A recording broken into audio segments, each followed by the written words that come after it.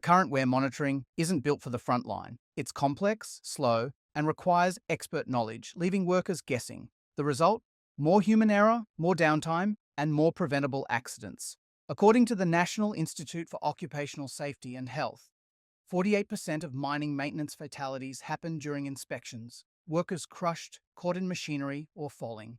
Worse, a Queensland Mines and Energy study found that 95% of mining incidents involved human error. Many of these errors happen during equipment inspections, where wear is misjudged or missed entirely, leading to failures. It's time for a better way.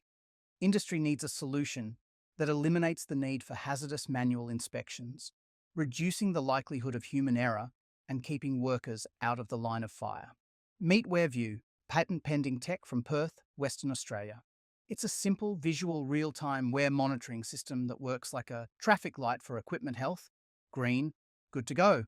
Yellow, plan maintenance. Red, act now. No fancy tech training, no second guessing. Instant insights right there and accessible again and again.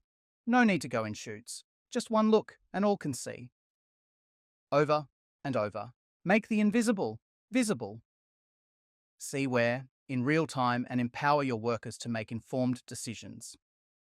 WearVue, where monitoring made visual.